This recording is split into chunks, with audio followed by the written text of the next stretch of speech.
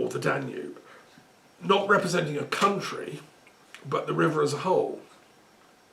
Because the health and well-being of the whole ecosystem that is the river is what you would be speaking for. You might be from Brazil or Argentina, but you'd be representing the Amazon.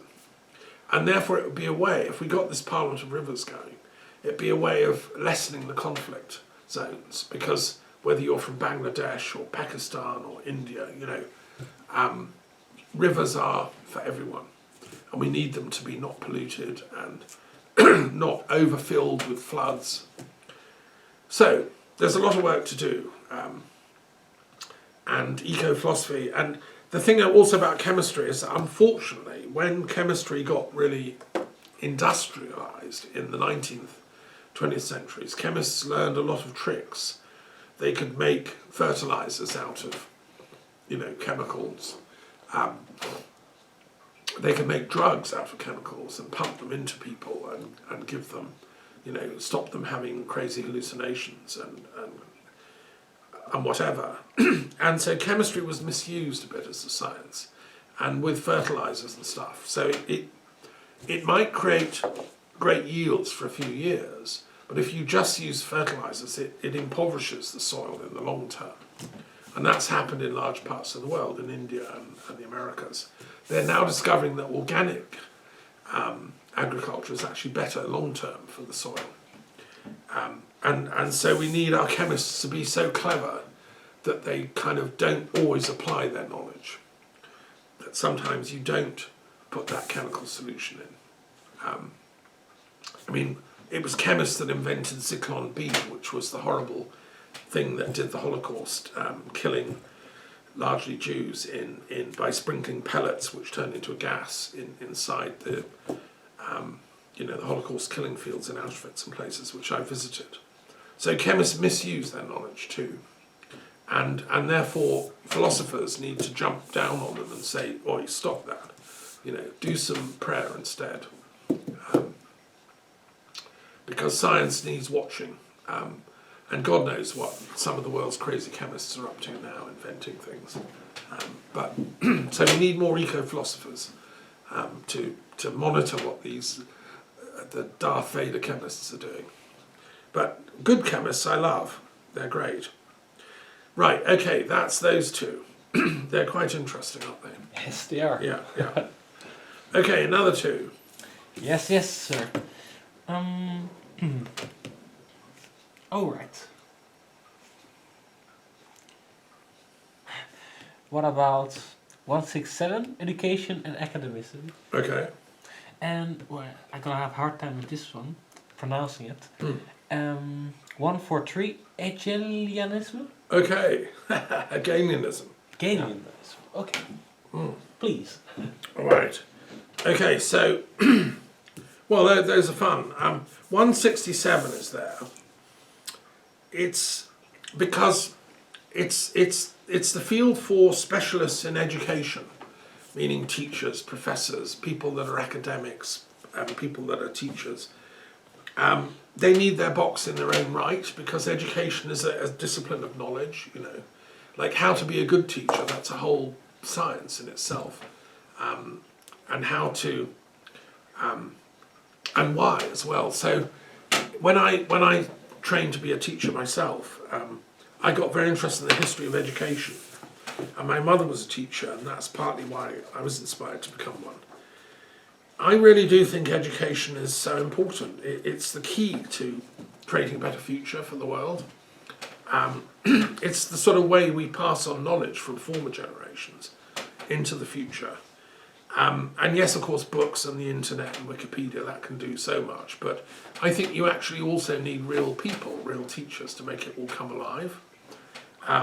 Certainly I've been influenced by the great teachers I've had over the years. Well, they've been at it a long time, and you know, if you go back to the ancient Greeks again, there was sort of informal teaching going on at the Academy of Plato. He founded this academy. What we don't know is what kind of, we know he would give lectures, and other students did as well, but we don't know, they must have had a library, but it's long gone. we also know there were kind of laboratories there as well for experiments, and then. But there's many questions we don't know about how the teaching was actually going on in the academy. When Aristotle set up his own school after Plato died, he called it the Lyceum.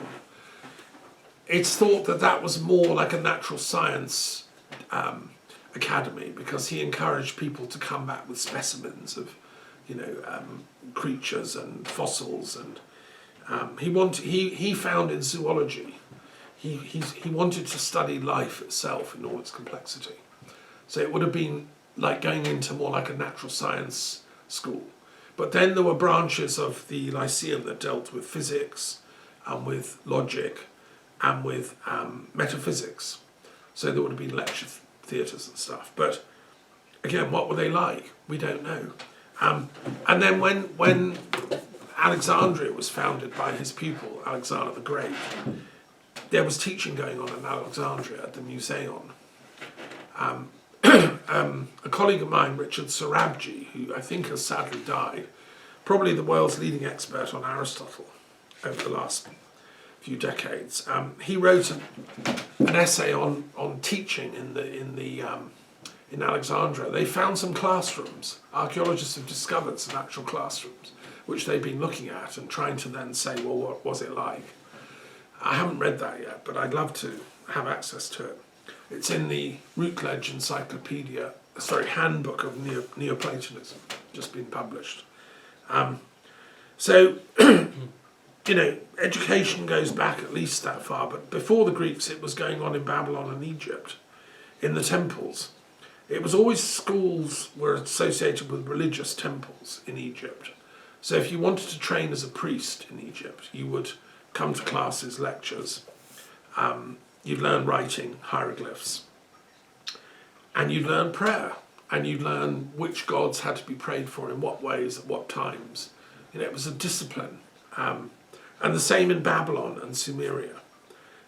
It was the temple schools that did the education. And the art of writing was central. Learning how to write and read. You couldn't train as a priest unless you were literate. And the same was happening in China. Confucius was a great teacher, had many students, and again, literacy in Chinese was important. The ability to read the classics, the books that were already really old by the time Confucius was around. The I Ching was a great classic already, written maybe 1,000 years before Confucius, or at least 600 years before. And then down into Roman times, when schools were essentially to teach writing and reading, grammar. That's why they were called grammar schools. And also in the Jewish tradition, people were encouraged to be literate, to read the scriptures. Education was very, very important in Judaism. We think Jesus, therefore, could read. He was educated to read the scriptures, but it's possible that he had a broader education than the average country bumpkin in those days, and it's possible, because his father had links to Alexandria, he might have spent time studying there. I think that's very possible. I've got books that claim that. Because he had quite a sophisticated theology to old Jesus, which was associated with the Jewish communities of Alexandria. And then in the days of Muhammad, likewise, although he was himself probably illiterate or semi-literate, in his circle there were people who were literate, who wrote the Quran down, and they loved education, and Muhammad was essentially a teacher. And he started Islam as a series of evening school classes, effectively, for his friends in Mecca. And he just happened to do this channeling that came, but it's the Quran is shot through with this idea that education is the most important thing. To know, to learn, to study, those are the duties on a proper Muslim.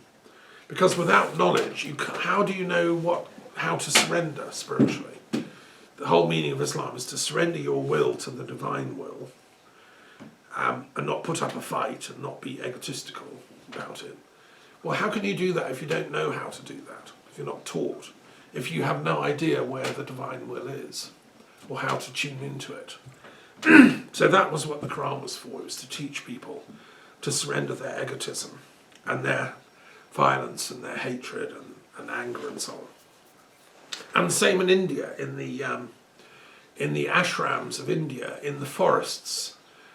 In India, the sages lived in the remote forests, and if you wanted to study with them, you had to go and join their forest academy, swear non-violence and truth and all that. And then you'd be taken on as a student to study with the forest sages and learn yoga and philosophy and stuff. And the same in Buddhism, because that's how Buddha began. He was a forest-dwelling sage who just reached enlightenment and therefore wanted to share it. So that's the sort of beginnings of education. And then since then, that's where universities came from. In Europe here, we created the universities in Paris first and Oxford, of people that were so intoxicated with divine wisdom. They were in love with God. They read their Gospels and the Bible and Aristotle. And, they just wanted a place where they could go and study it even more and have libraries and things. So they founded universities for higher education. They'd done the same in the Islamic world. In Spain, there were great schools of learning in Cordoba, where Muslim scholars came together to discuss every meaning of each line of the Quran in great detail, and all the commentaries that have been written on it over the 1,000 years, or whatever. And they were just so much in love with learning, and they also had got access to Aristotle, great Islamic thinkers like Ibn Rushd. They wanted to reconcile the Quranic studies with Greek philosophy, to explain it all. As did the Christians as well. They got the same idea, people like Thomas Aquinas. And so that tradition is precious. That's the tradition of educators in this box 167. Every professor in any university in the world should know all this stuff I'm talking about, and respect that lineage, because that's where they're coming from. I was blessed because I worked and taught at a thing called the Institute of Education at the University of London for many years, where I founded my Peace Studies Institute, which is the leading centre for educational research in Britain. And I would just spend all the time I could in the library and reading books on the history of education and discovering the history of educators. It's just fascinating stuff. That's where I got interested in things like Freemasonry, because there was a Professor Nicholas Hands, who was a professor of education at my institute. He was dead before I got there. But he left his library, and I used to, go and pick up books from the shelves. He had been Russian. He'd escaped from southern Russia at the time of the Bolshevik Revolution.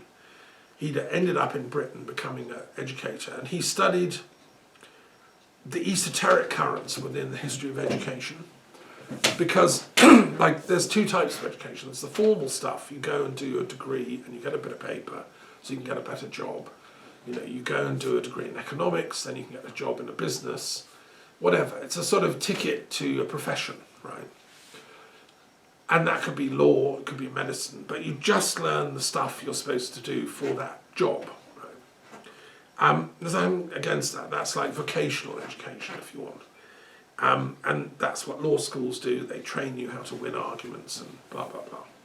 Then there's another kind of education, which is where, yes, you do that, but you also do extra. You do deeper stuff about what is life, what is the meaning and purpose of life. Why are we here? Why do we have the forms we have? Why is there a world? Where did it come from? And you're encouraged in that school of thought to go outside the boxes and to ask bigger and deeper questions. And that's the beginning of philosophical education. And Nicholas Hands discovered that in 18th century France, there was this lodge of Freemasons called the Lodge of the Nine Sisters, based in Paris, where they were both scientists and metaphysicians doing philosophy. And Lavoisier, who discovered oxygen, was a member of that lodge. And he wrote up this paper about the Lodge of the Nine Sisters, which I discovered when I was teaching there. And I thought, why has nobody ever taught me about this? You know, this is like amazing. Anyway, that's just one example of one historian of education that discovered lots of interesting stuff. So it's a fascinating field in its own right, history of education. And Ivan Illich, a later philosopher who I heard lecture in Canada, he was very sceptical about schools as they're set up now. They're like factories to produce ignorance, he said, and to produce social conformity, political quiescence, and actually to stop people thinking too much. And so he wrote a book called Against Schooling, which was a classic back in the 60s. I mean, he was a great thinker and intellectual, a Christian philosopher who was against the way schools had now become like factories of ignorance, he called them. He said, no, we should uninvent the school and reinvent them as like forest academies. Let's get back to the time of the sages, including Christ, and have real thinking again in our society. That was Ivan Illich, who was a genius, I think. Okay, the next box you said to compare with is Hegelianism, box 143. Well, Hegel was a genius as well, a philosopher. We did him, a while back when we looked at philosophy before the winter set in. But Hegel was a polymath. He was a philosopher trained in Germany who studied everything he could get hold of. He was like me, an absolute polymath. He would have created the periodic table if he'd known how to do it. And he studied all world philosophies, all world religions, every little branch of metaphysics. He also threw himself into the esoteric stuff. So the esoteric line, he was into alchemy and theosophy and the Kabbalah. He studied all that stuff, Hermetic mysteries as well. And he wanted to synthesize it all. He wanted to say, okay, Thomas, very clever, you made a nice table, but how are you going to bring it all together? How do you integrate all this? He would have said. And he said that there's something called the dialectic at work in history. Because he was looking at things from the bigger picture. What is the spirit that comes into us and becomes human? Why is it doing that? Well, he tried to explain that in his great work called The Phenomenology of Spirit, which was a scientific attempt to look at why we humans are embodied spirits. You know, we have a divine consciousness, but why do we then trap ourselves in little bodies, which are little mortal bodies, and have tiny bits of pleasure and mostly pain in our lives? You know, what's the purpose of that? He tried to explain all that the absolute, the Geist, the spirit, deliberately sort of limits itself in order to play the game of embodiment, so that we come into being as a human and go through all the mortal experiences of life.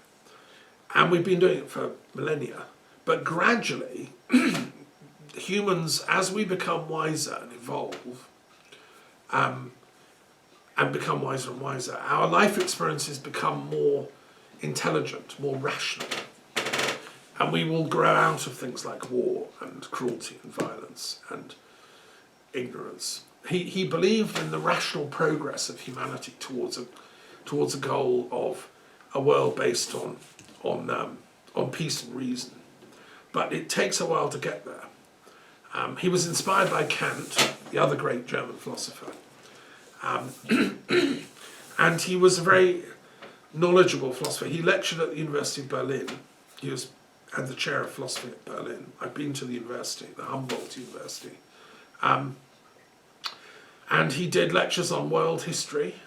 So like me, he was interested in the history of everything, on all different religions. So he knew about Buddhism and Islam and all the different types of Christianity and all that. He himself, he wanted to stay a Christian, but he wanted to be an intelligent, rational, logical Christian. He wanted to understand what Christ was doing, incarnating. showing up in history, like the Son of God. You know, what does that mean?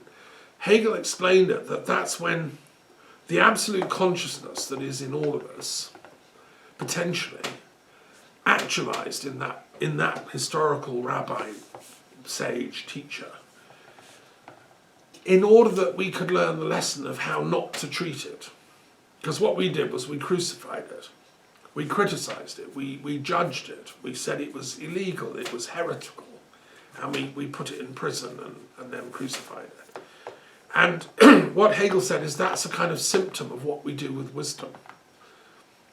Right now, as I'm speaking, there are thousands of intellectuals in jails all over the world for daring to think the wrong thoughts, you know, or just because they've fallen out with the political authorities in whatever state they're working in. So they're stuck in prison. And throughout the whole of history, there have been myriads of thinkers and intellectuals and sages and saints who've been killed and martyred for thinking. Well, Hegel explained that this is what happens when people of lesser intellect who fail to understand what is being shown them don't know how to deal with it, so they just like crucify it. This is conjured up in the confrontation between Pilate and Jesus. Pilate, the judge, reasonably intelligent lawyer, you know, trained as a Roman official. Well, so what's truth then? Who was going about truth? What's truth then? You know, and Jesus doesn't say anything. I mean, and so Pilate doesn't know what to do with him, so he has him killed. Oh, take him away and crucify him. But it's not my fault, you know. Like, so I think what Hegel was trying to do is to explain this metaphysically. What happens when absolute consciousness bashes up against false structures, which are based on false consciousness, which are based on power and slavery and ownership and control and silencing and torture, ultimately, and violence. You know, he did some important work in his writings, and they inspired me as a young philosopher. I thought, when I discovered Hegel, I thought, thank God, there's an actual philosopher out there. You know, because most philosophers in the analytical school, they just spent their whole lives debating whether "the" is a more important word than "and," writing learned papers about the "the" and the "and," it seemed to me. And they'd lost the plot, whereas Hegel wanted to know everything and how it all fits together. And that's kind of what I want to do, as you probably realise.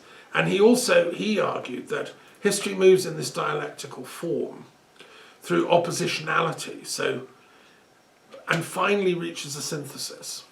Hegel lived at the time of Beethoven, and they admired each other's work. And Beethoven's music is like that. It's sort of crescendos of noise and disharmonies that eventually reach a synthesis and a harmony. And that was Hegel's thought. I once had a dream, just to finish with this, where I was asked to choreograph Hegel's work as a ballet. And I did, in the dream. I remember, you know, it was an amazing ballet. I'd still love to create that ballet, set to music, kind of turbulent Tchaikovsky-type Beethoven music, with the dancers representing light and dark, good and evil, dancing around each other and creating the plot we call history. So anyway, that's Hegel. Now, I can see Hegel was an educator first and foremost. His lectures were brilliant, and so he and this box of 167, they belong together. There have been many philosophers since Hegel who've been inspired by him and carried on with that work. One of the founders of the University of London, Lord Haldane, was a Hegelian. In 19th century, early 20th century Britain, a lot of intellectuals understood his depth and power, you know. Marx was inspired by him and the whole Marxist tradition, which is box 72. But unfortunately, Marx never met Hegel. And poor old Karl Marx, although he was clever, he never, I think, fully understood the depth of Hegel. He misinterpreted it. And he was a bit arrogant. Marx always said that because Hegel was ultimately an idealist, he believed in Geist and spirit and God. And whereas Marx didn't, he was a total materialist. And he said Hegel was wrong to believe in all that stuff. Mere idealism doesn't exist, you know. And so Marx boasted that he'd turned Hegel the right side up. he kept Hegel's ideas of dialectic and synthesis and all that, but he then got rid of all the Geist and the spirit and the God bit, but kept all the logic and everything.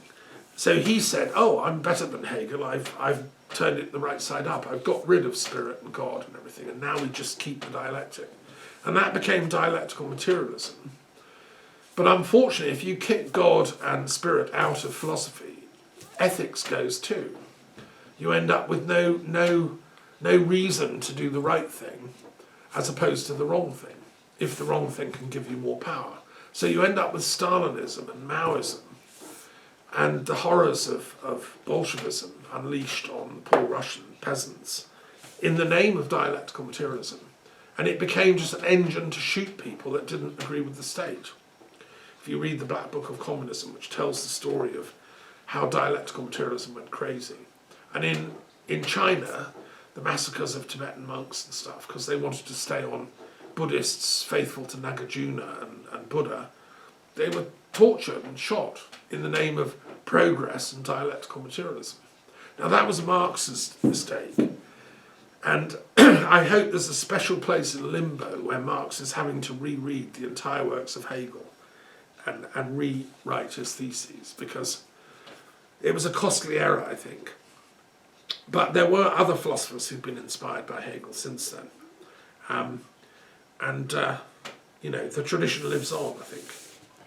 So anyway, we're all educators here. So that's box 143, Hegel, and the box 167, the academic thing. Long may they flourish. Yeah. Good. Right, well, I think we'll stop there, I think. Because I've got a film to watch. I've got to watch The Rest of the Field, this movie I'm watching. And there's a deadline. I have to finish it by midnight. All right. Or because it goes offline. And it's quite a good film. So we'll stop there. And thank you for the questions. That was brilliant. I thank you for the answers. Yeah, no, fascinating. Do switch off. Yes.